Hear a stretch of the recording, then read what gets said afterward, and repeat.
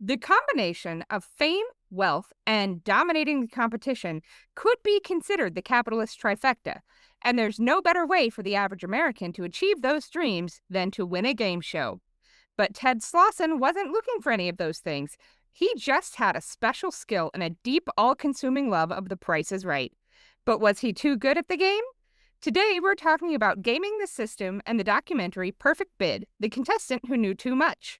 You're listening to Real Stories, Real Problems with Rachael and Roxanne.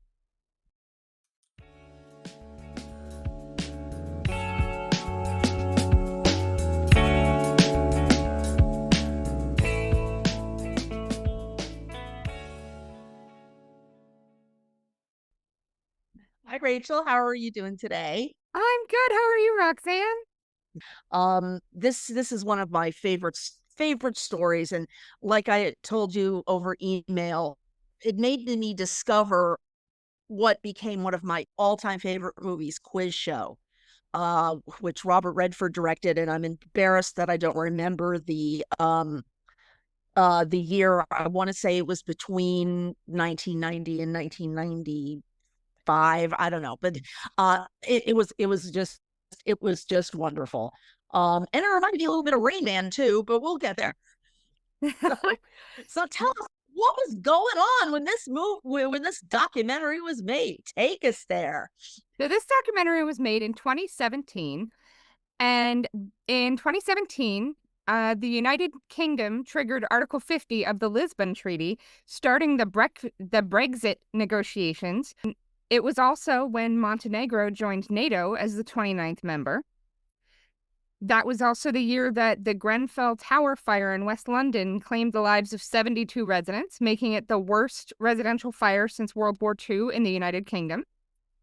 And that was the year Hurricane Harvey struck the United States as a Category 4 hurricane, causing catastrophic damage to Houston and that metropolitan area, mostly due to record-breaking flooding. And at least 108 people died, and the total damage reached well over $125 billion, which made Hurricane Harvey the second costliest natural disaster in the U.S. history, behind Hurricane Katrina. So nothing good was happening in 2017. It looks like no, nothing good ever happens with us when we do this. Occasionally somebody will win something, but generally there are these global or catastrophic disasters. But not so for Ted for a while anyway. So. Yeah, this one, it was so funny because I saw this and I was like, oh, we should talk about this documentary on the podcast. And the other day I sat down to watch it, and my husband was sitting next to me. And I was like, are you okay if we watch this? And he said, we've already seen this, but sure. And I said, are you sure we've already seen this? Like, I don't remember it. And then as we were watching, we got to the point where he's decorating his I'm Here to Kiss Holly t-shirt. And it kind of zoomed back into my brain. And I was like, I remember this. Yes, we did see this, but it was in 2017. PTSD moment. Yeah. So, yeah, but it was so good. I'm so glad I rewatched it because this is such a fun documentary. But this was really the first time that the producers or the people on the networks were not the ones cheating. It was just this one individual guy. Well, and the thing is, he wasn't cheating. He just had an excellent memory. No. And so he set this up. This was like, for whatever reason, the way his brain is wired, memorizing the prices of the items on Price is Right and watching the show religiously, that's what his brain wanted to do. And so he mastered this in a way that the average person never could. So he didn't technically cheat at anything. And they even said in the course of the documentary that, yeah, we actually encouraged people to, shout out prices and memorize things and, participate in this way. He just was better at it than anybody else ever had been. Exactly. He was Ken Jennings before there was Ken Jennings. Yes, very much so. And when they're talking to him in the beginning, they're showing all 37 of his name tags and numbers from all the 37 times he attended tapings of The Price is Right. So this was like a low-key obsession for him. Yes, he was unnaturally obsessed with The Price is Right. He really wanted Bob Barker to drop his Plinko chips down his prize board, or you want to call it. But at this in the 70s, that was the heyday of the game show. Um, It really what did was. we had? We had Match Game. Yeah, we had Match Game, Tattletales. Of course, Joker's Wild, which is still on with Snoop Dogg, and it's really funny. At Liars Club, What's My Line? I mean, it was a major part of viewing. But of course, there were only like 4 or 5 channels in the 70s as well. They actually addressed that because the reason he started watching The Price is Right is because when he was a kid in the 70s, there were 4 channels and you had one TV in the house. And so you Uh-huh. had to agree on what you were going to watch. And if there were 3 or 4 kids Yes. in the family, that was going to be a fight. And he ended up watching it because his older brother and sister wanted to watch it, and he just fell in love with it to the point to where they showed pictures of him as a child making his own at-home Price is Right game with his friends and neighbors so that they could play this together in their yard. It was so cute. Reminds me of that Seinfeld episode where Kramer found the Merv Griffin set out on the side of the road. They were going to throw it away, and he saved it, rescued it, and brought it into his apartment. And I believe he also wrote in the notes that Ted was a teacher, correct? And he Yeah, wrote questions. he did. He is, or at the time of this documentary, I don't know what he's doing today, but he talked about how he was a math teacher and he wrote test questions for standardized tests. And he worked on Mhm. something called the Homework Helpline. And they showed little clips of commercials that they made for the Homework Helpline where you, as a kid, you could call in this number and somebody there in it as an expert in your subject that you needed assistance with would help you with that. And it would, I'm sure it was a 900 pay by the minute, whatever. Oh, yes, I'm sure. Um, but yeah, he was good enough at math and statistics that this is what he built a career on. And Wow, so that's amazing. having that natural skill set and then also the love of Price is Right. This he basically knew this was coming. This was Yeah. his life was aimed at being on His this show. whole life was leading up to this moment. And he talked about how when it was like the late 80s, he was watching reruns and he started to figure out that they were offering the same prizes over and over and over again. So he started, Mhm. keeping a spreadsheet of the prizes they were offering and what they cost. I did. Right. And as he was tracking this and kind of memorizing these prices, he actually created a DOS like computer game, not what we would consider like a computer game today, but way back in the day when you couldn't even like create a little character icon. And he Oh, yeah. and he I had created Jeopardy. yeah. It Oh, was the first one I had was Jeopardy, and it was like in 1992, and it was, oh, of course at the time it was like the bomb, but the graphics were so stupid. but he programmed it himself with more than 1,000 items he had seen repeated on the show over and over so that he could practice the pricing, so he could practice making sure he knew what things cost. Not because Mhm. he thought he was necessarily going to get on the show and win, because he'd been on the show, Right. been in the audience for the show a dozen or more times, but this was just like how he enjoyed spending his time. And so Mhm. he was obsessed, but kind of in a good way, because I mean, he could have been obsessed with all kinds of things, and he picked this. So Well, yeah, there were certainly more unhealthy ways for him to spend his time, and he wasn't really a creepy stalker. I don't know, the "I'm here to kiss Holly" thing, maybe. Um, but yeah, I mean, this is somebody who found something he loved and stuck with it. God love him. and in the process of this whole thing, they were also talking to Bob Barker. and Roger Dobkowitz, who was one of the producers for The Price is Right. And they actually told a story that I loved so much about Roger Dobkowitz wrote a thesis in college titled A Historical Study of Primetime Network Television Audience Participation Programs from 1948 to 1968. Like, he did his college thesis on this. Wow. And then he sent that I thesis. would love, why didn't I do that? But he sent that thesis to like 20 or 30 game show producers, and he got a meeting with Mark Goodson. And that probably sounds familiar to a lot of people because you're used to hearing Ed McMahon say, Certainly this does. has been a Mark Goodson production. Mark Goodson, yes, and or Todman. What was the other? Bill Todman, Bob, Mark Goodson, somebody Todman. I Yeah, forget. he had somebody else that he was they working with for a time. But Mark Goodson was like the godfather of game shows.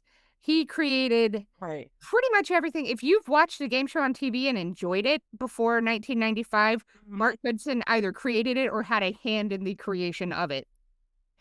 And so, like, Right. Dobkowitz sent his thesis out as a example of why they should hire him.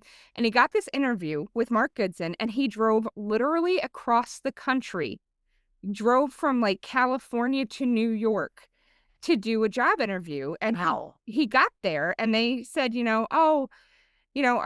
where they said something about like, do you live locally? And he said, no. And they said, well, what airline did you take? And he said, no, I drove my VW Bug from California to New York. Oh. And then they called the hotel he was at, because this was before cell phones. They called the hotel to hire him later that day because he wrote his thesis on this and he drove across the country. They were not going to get anybody more dedicated than this. Absolutely not. This would be the guy I would hire. Absolutely. Oh, wow. I'm just picturing him there tootling along in his little Herbie car. That's wonderful. That is absolutely wonderful. Tell the story about, because I'm looking at the notes about how Bob Barker got his first game show host. So Bob Barker worked in show business, but he wasn't a game show host until he was scheduled for something. I don't remember if he was supposed to be on the game show or working like at a production for a different show nearby. But the original host got drunk and didn't show up. And so Bob Barker got thrown in at the last minute, and it just was so natural for him. And when he went home, his wife had heard that first game show and told him he needed to do this professionally because he does it better than he does anything else. And by God, she was right. Yeah, that's true. That I can't imagine him as an actor. I can't imagine him on TV as anything except the Price is Right guy and the guy who tells you to spay and neuter your pets. Well, and it's funny because after The Price is Right, he was on the Adam Sandler movie Happy Gilmore, and his character gets in a fist fight with Adam Sandler. He's a fictionalized version of himself. He's like, the price is wrong, bitch, punching Adam Sandler. Oh my God, I hadn't thought of that movie in years. Yeah, that's right. The Pro-Am golf tournament. But yeah, so this is that is wonderful. Bob Barker was an actor and performer before this, and he just kind of fell into it. And I'm sure that there are kids watching Price is Right reruns right now. It's July, had summer at home, who are watching Drew Carey being like, I can't imagine him doing anything but this. When he was yeah, exactly. Right. God, The Price is Right is older than I am. That's just bizarre to think about. Yeah. Certainly. Absolutely. Now, I found out something interesting, and if you want to edit this out of the final podcast, you can, but when you win a car on a game show, you win that literal car, the one that's on stage. And it's your responsibility to get it home to wherever it is you live. And most of the people, who are contestants, they're not local. They're on vacation there, and they wanted to go see a game show taped live. So if you live in, I don't know, like Mongoose Heights, Pennsylvania, and you're out there in Century City and you win the Jaguar for $80,000 or whatever, it's up to you to get that car back to Mongoose Heights, Pennsylvania. And of course, you cannot drive it without insurance. So that's why the vast majority of people who win cars on game shows take the money instead. Well, and some game shows Did you don't know even that? give you the option of the money. Like some game shows are like, you want a washer and dryer, that's what you get. If you can't afford the ridiculous insurance premium on the spot, then they will ship the car to your home. But of course, you have to pay for a cross country shipping of a luxury car. So it's not quite the awesome deal that, you know, people tend to think it is. It's not. That's However, as a licensed property and casualty agent, I can tell you something about this one. Um, Do tell. when you buy a new car, Mm, you are automatically covered on your current car insurance policy. It even if you okay. drive off the lot without calling them to be like, "Hey, please put this car on my insurance now." That coverage is there. And then when you get home to call them, then they will backdate that card to your policy as of the day you bought it or won it or what have you. When you came into possession of it. Yeah. Okay. So Wow, that is fascinating. I did not know that. in the modern world, this is less of an issue because everybody has their car insurance app on their phone and they can go on and just, Yeah. click, click, click, here's my new car, add it to my Right. policy. And But in the right, 90s, right. Just like there it is. Right. yeah, in the 90s, you couldn't do that. So the way that it has always been is that your car is automatically covered because you bought it in good faith, that this was your new car and that you have an active insurance policy and all of that. And most car insurance or most car sales companies require you to call them and add it there on the lot. But if you Yeah. don't, if for whatever reason, like you buy a used car or you win a car and Bob Barker does not have time to stand there and be like, all right, we're going to call your car insurance company, you're Now fine. I'm picturing that. Picturing Bob Barker literally doing this with you. So yeah, if you win a car on a game show, you should call your insurance company and add it right away. But if you don't, you are still covered to drive it off the lot. Okay. Okay. That's good. See, okay. When I win a car, you're the one I'm going to call first. Okay. Other people would call like their family. No, I'm calling you. Yeah, and then like seeing the behind the scenes kind of machinations of this show when in its early days was so fun. Like they said literally there was the guy, Roger Derskowitz or Dabkowitz or whatever his name was, he had a Yeah. calculator like gaffer taped to the set so that he could stand there in the back and add up all the stuff. And then he had another calculator for, other prizes, and he had to be running two different math problems in his head at all times because it Oh my wasn't. God, that's amazing. And then That's like great. they showed the postcards that they gave you when you came in and you got seated. They gave you a postcard that said, "Hey, I'm on The Price is Right on such and such day," and it had like blanks where you could put in the day and the year. Make sure to tune in and watch me so that you could drop the postcard to your family, and they would watch it when it aired in like 3 or 4 days. Did everyone in the audience get one of these things Yeah, that they could like, oh, so they could even if they didn't get called to come on down, their family could still maybe see them in the audience waving and flailing yeah. and that sort of stuff. Oh, how fun. Yeah, that was pretty fun. I would have liked that.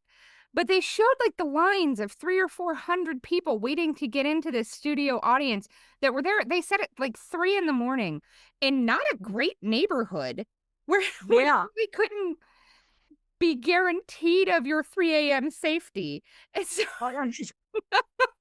And they're like waiting out for like Rolling Stones tickets or something. You know. Well, yeah, in my youth, it would have been Springsteen. That's who you waited at. It started lining up at 3 o'clock in the morning. But imagine doing anything at 3 o'clock in the morning, like involving game shows. That's just so weird to me. And the people that are in this line, if they want to get called down to be on the showcase showdown and all this stuff, they had to get Mhm. the attention of the casting people, because when you Right. walked in, it wasn't like they rolled the dice and picked seat number 6A or whatever. They talked to you as you were coming in, and you had to seem personable and energetic and like somebody that the people would want to watch on TV. And that was Right. Ted's problem, is he would go in and be like, I'm a math teacher and whatever, and they'd be like, yeah, that's great, go take your seat. And he never got called. And so Yeah. he started doing things like he made a t-shirt that said, I'm here to kiss Holly on the front, and on the back it said, sorry, Bob. Right. And for people who don't know, Holly was one of the models who would like display the items, because he had a bunch of like what were Yes. called the Right. Barker beauties who wandered the Yes. stage and like displayed the car and, put the game pieces and Right. stuff. And so he thought he was being funny, and the first couple of times he went and he was wearing that shirt, they were like, "Oh yeah, that's creepy and weird, dude. Don't do that." Like, Right. maybe Right. walk That's that. away. Yeah. Uh, and he went to the show like once a year or so, but he wasn't picked, and he just wasn't what they were looking for the first 6, 7, 8 times he went. He finally got on the Mhm. show on the 8th episode that he attended. He was helping people from the audience, and he was flirting with one of the women, and he was he was not shy about letting the people around him know he knew exactly what the prices of everything were. And so as people would get Mhm. called around him, they would know to turn around and look at Ted because he would know the price. He was so fun in the audience, and he wasn't like, I got to keep this to myself, I'm going to be crazy rich. No, he was there for the joy of it. He wanted to be on the show, but he was there for the joy of hanging out with people at The Price is Right.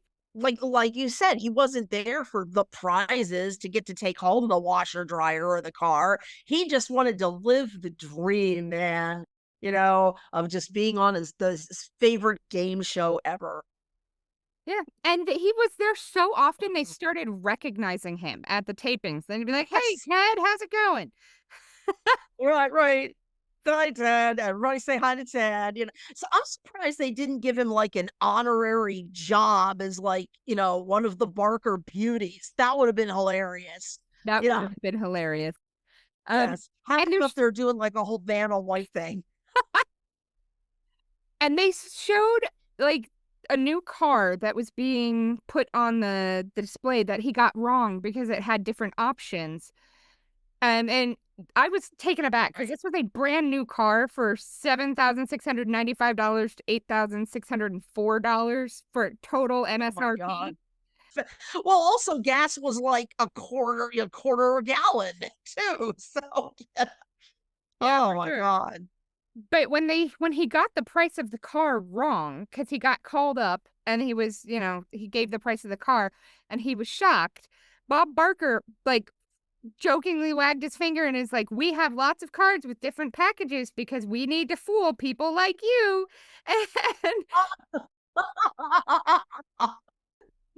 Oh, that's wonderful. It's just like, uh, Yeah. oh, I'm looking at the notes now, and you had written that he had had dreams of anxiety dreams about being on the show where he'd get called up and then the show would stop. Yes, and this is like I feel emotionally connected to Ted because my Yeah, I did. anxiety dreams are not prices Uh-huh. related, but I am trying to accomplish a task, and things keep stepping in and stopping me from accomplishing this task. And Yeah, my brain just hates me, and the whole time, and it's always something really important. I'm trying to put out a fire. of I'm course. trying to, and things keep popping in and stopping me from doing what I need to do. Uh, Oh boy. Yeah, oh boy. Every professor I've ever talked to has had the same professor anxiety dreams. Things like I'm in the world's biggest classroom to the point where I can't even see the back of the room, so I have to scream the lecture.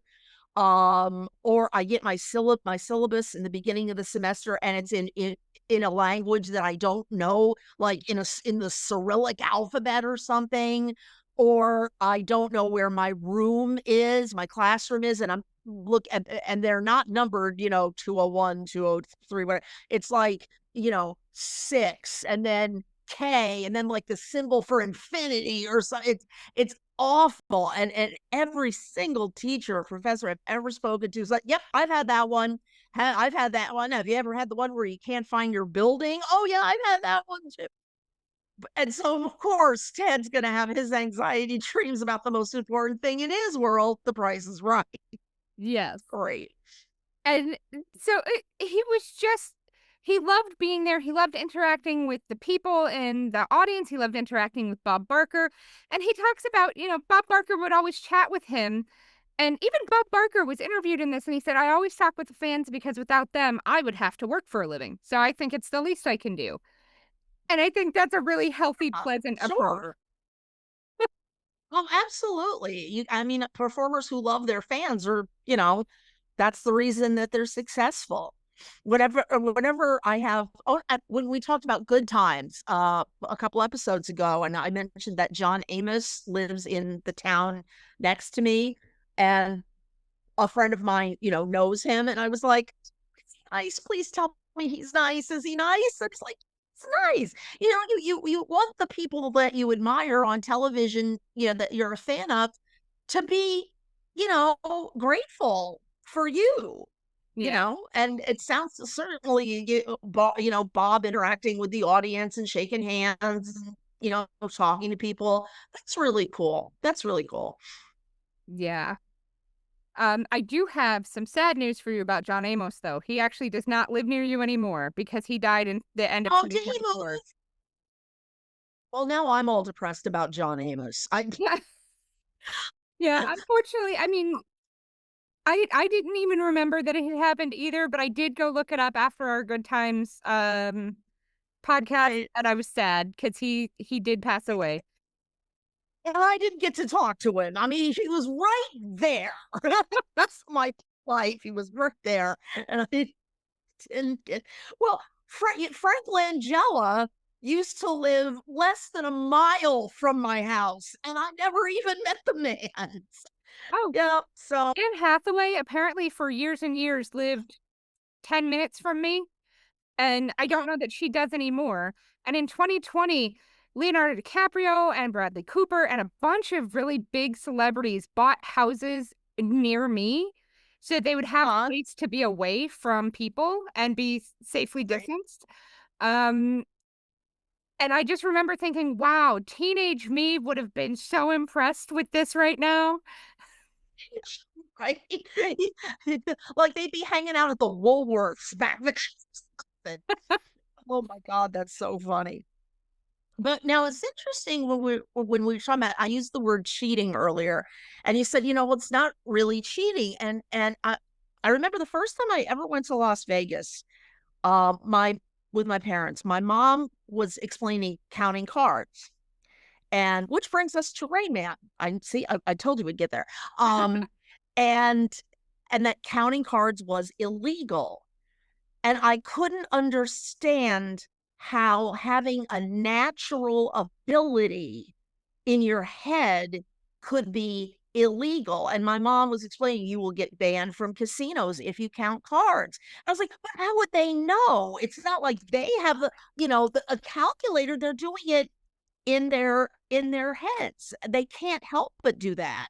Like you said about Ted, that's the way his brain was wired. That's what his brain did. I mean, that would, for me, it would be like having it be illegal to have brown eyes or be able to see in color and not be colorblind. Like, I can't help it. That's just the way my neurological structure is. How can you criminalize something that you can't prove a person is doing? Well, I feel like in Vegas, if you can count cards as an individual and sit there and you win a couple hands and then you walk away, Vegas doesn't care. When you sit there and you win 26 hands and you bring in other people and you start figuring out how we can all work together to really get, then Vegas cares. Right. But I think if you just have this kind of natural gift, and Mhm. you use it, but you don't abuse the system, I don't think Mhm. Vegas would even necessarily notice, let alone care. Oh, no, absolutely no, certainly not. I mean, they're no matter how good you are and how much you win, they're still gonna come out ahead. The place is designed, it's designed like that. But I was baffled by this. Was just if you have a natural ability, I mean, if I had the ability to count cards and I went to Vegas, would I have to deliberately lose? Yeah. In order, just made it just didn't make any sense to me, whatsoever. I'd like to think that I'd be clever about it, and like you said, win a few hands here, lose a few small hands at a different table, then go to another casino, change my clothes or something. Try to do it that way. I wouldn't do like what Tom Cruise and Dustin Hoffman did in Rayman, where they sat at the same table with that pile of chips, and they got thrown out. Take and leave town. And didn't they do that to Ted? Wasn't Ted not allowed on the show for a while? Well, for him, it wasn't that made it so he wasn't allowed on the show. Because in 1992, he attended back-to-back tapings, and he guessed prices within like $1 every time. And so they were kind of watching Ted. They had a woman named Kathy who worked there, who her job was to come out and watch Ted to make sure that he did not. Watch Ted. Yeah, I mean, I'm sure she watched other people too, but but Well, God, but she had her what do job you do on The Price is Right, Kathy? I watched Ted. was. But they made it you were not allowed to bring spreadsheets or notes. You could not reference anything. And they were on him like a hawk, watching to see if he was referencing things, if he had a crib sheet, was he hiding notes somewhere? And he never was. And so it wasn't that they kicked him out, but when he went to his 24th taping, he wore the Holly t-shirt again, and he got a laugh from the guy who picks the contestants. And so he knew that was a good sign. And then he got picked for the show. And when he went up there, he, you know, pulled he knew exactly how much the Barca Lounger was, and he got to play punch board where he won $1,000. And then because he wore the shirt, Holly did actually kiss him on TV because it made for good TV. And, and so Yes, she when was he a got good sport. yes, she was a very good sport. Mhm. She seemed like so kind to him, and like she did not think he was a creepy stalker. She thought he was a kind man in the Right. audience. She seemed cool with it. Right. Well, she was also surrounded by security and, Bob Barker and all these other people. But yeah, no, no, Ted he didn't give me that impression of like Mr. Burns, putting his hands together and being evil or something like that. He was just this dorky guy that wasn't in it for the money. He was in it for the thrill of the game, really, to see Yep. if he could beat the game. Whether he was pitting his brain against all these other brains. I mean, it was wonderful. Absolutely. Yep. And then after he played punchboard, he got to spin the wheel. Um, Oh, but he did not get the highest spin. And so he didn't get to go on to the Showcase Showdown. And then right. that was it. He got his $1,000 for punchboard, and he got the $100 for getting the Barca Lounger guess right on the money, and he got the Barca Lounger, and he got some of the little prizes that you get when you play punchboard. So he got like a photo laminator and a coffee machine, and like he got the little appliances and stuff. And See, I'm embarrassed to say I don't know what punch board is. You're going to have to give me a quick tutorial here. so there's like a big board, and it's got about 100 holes that are papered over, and you punch through and you pull out a check, and it's got a dollar amount on it. Okay, now I got it. All right. Yeah, so that's the punch board game. But so he won these prizes, and then the rule is once you've been on the show, you're not ever allowed to win again. You're not ever pulled up to be in the showcase again. And so he won, but he didn't make it to the end. Hardly seems fair. Right. Well, but think about it. All the other people who want to be on that show, Ted is not the only person who wants to be on The Price is Right. So once you've had a chance and you've Right. gotten up there and you've had your shot, that's what you got. And now Hmm. somebody else gets to go on. And he could be in the audience, but he could not ever participate as That's what I was going to ask. Can you be in the audience more than once? You just Mhm. can't play the game more than once. Okay. Right. And he still went all the time because this is like his passion. He wanted to sit and watch The Price is Right. Uh, but Just bask in the glory of the Price is Right. but he just was never able to participate again was the rule. And so he went and they show him helping other people. There was a guy named Brandon, this tall guy with dark hair and like a plaid shirt, and he helped him get a perfect bid.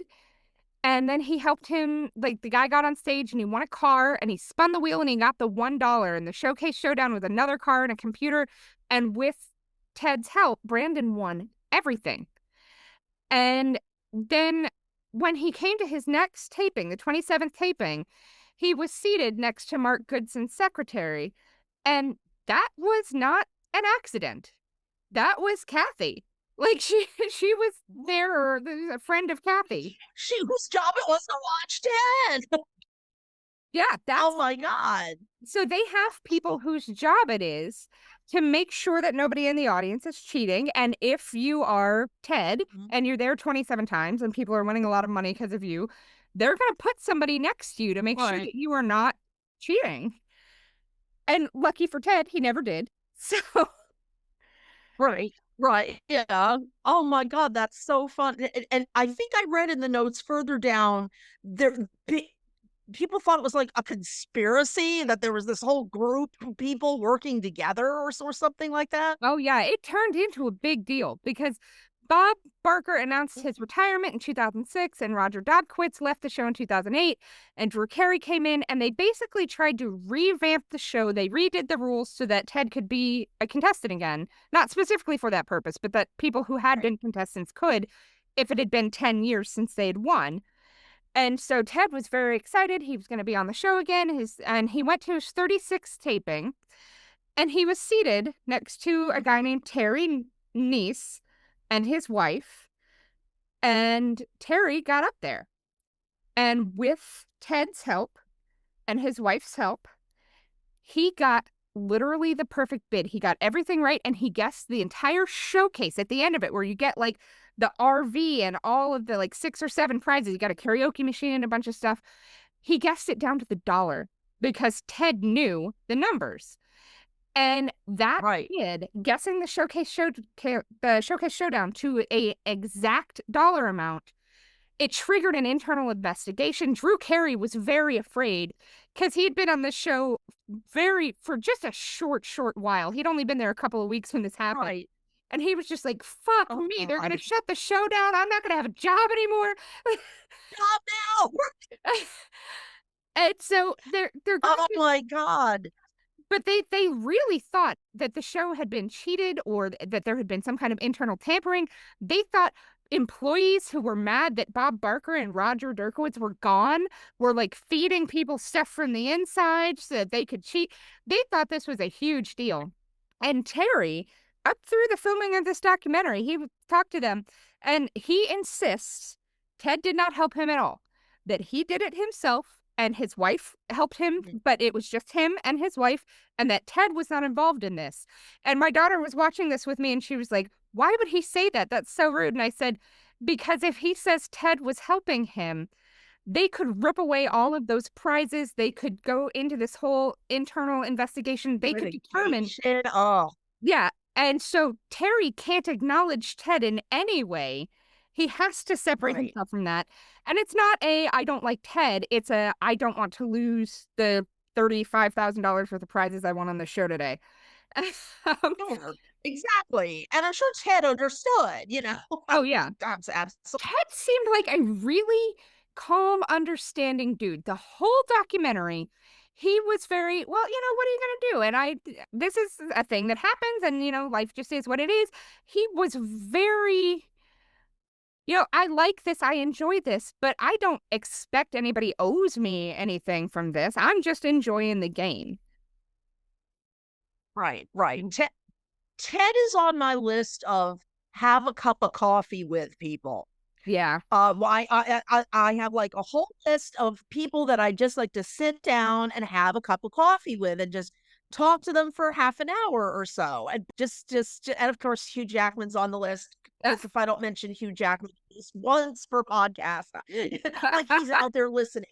Hugh, call me.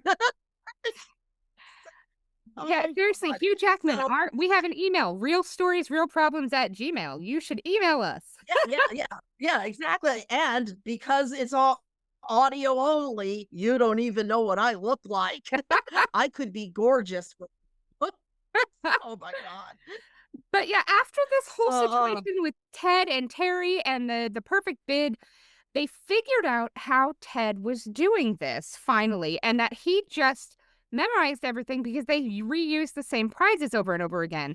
So they cut back on that process and they added a bunch of new prizes with fewer repeat items so that you really can't game the system anymore. So, right. what Ted was able to do, I don't think you could do today. But they No, even said no. that sometimes somebody will come to the show and there will be a Chevy that gets thrown up on the stage and they happen to be a Chevy salesperson. And so they know exactly what that car costs. And that's not Right. against the rules. Nobody's, upset that they know this information. Knowing things is not wrong or bad or illegal. That's But it. Right. Yeah. But if you know all of the things and you're helping people like in this way, they're going to reconfigure the show so that there is no accusation or allegation of cheating or fixing later. Right.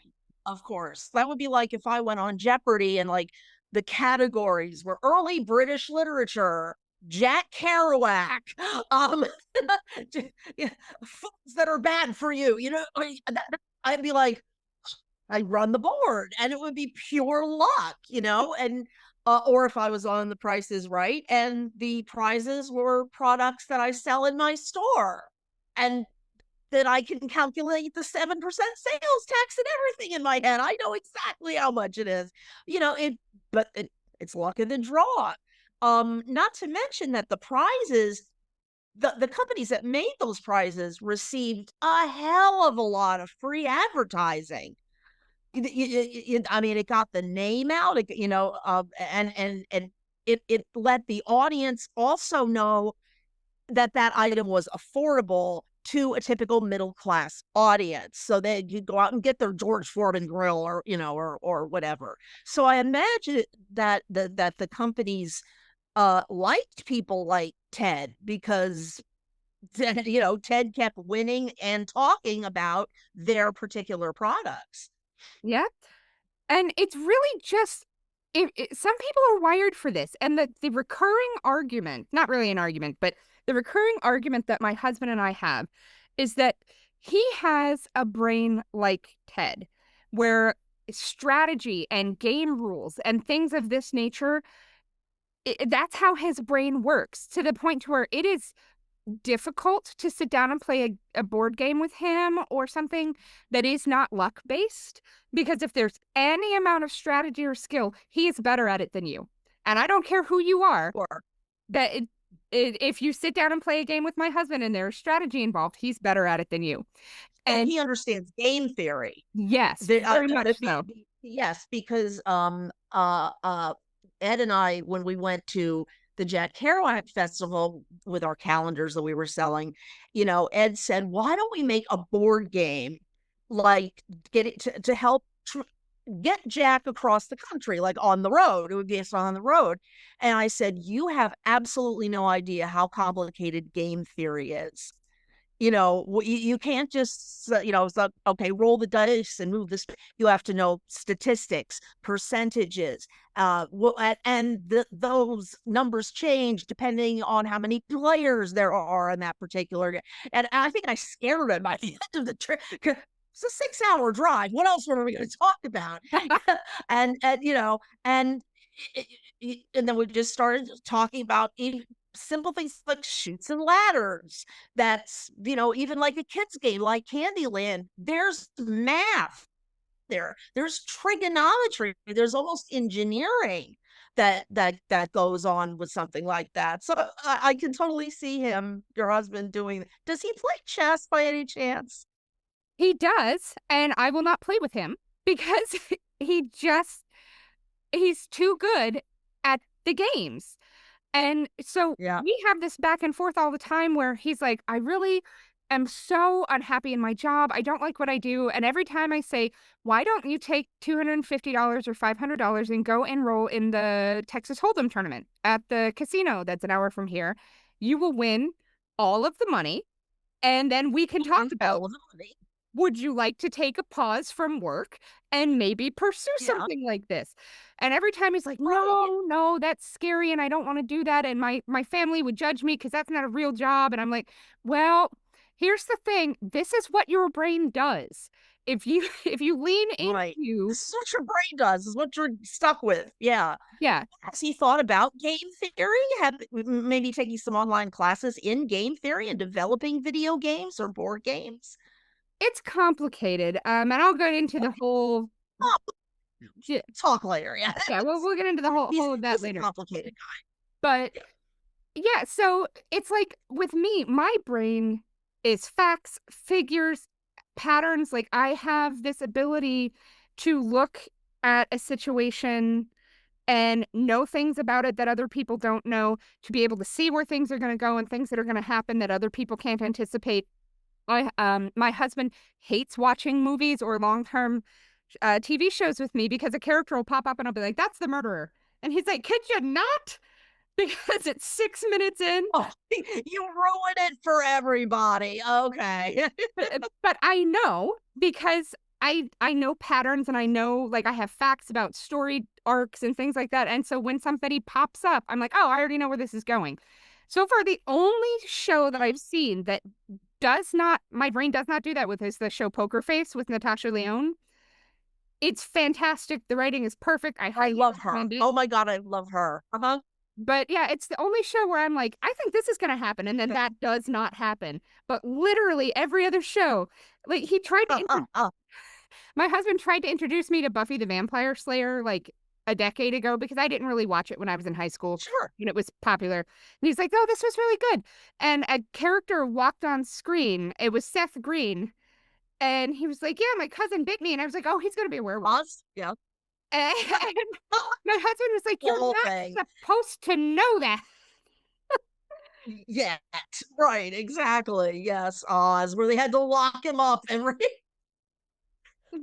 But yeah, lock him so up every full moon. Oh my god. we all have Oh, ways that our brains wow. are different or wired so that we have strengths, things we're good at. And Ted's Mhm. strength, by God, was knowing how much stuff costs on The Price is Right.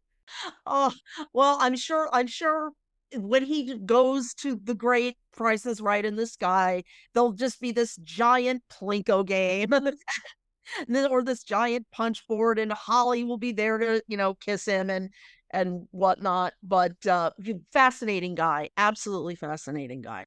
Yeah, absolutely. And honestly, like, this guy, I feel like he did not anticipate that Holly was actually going to kiss him. And when she did, you could see on his face that he was like, this was a bad choice. I should not have made this shirt. I just thought it was going to be funny.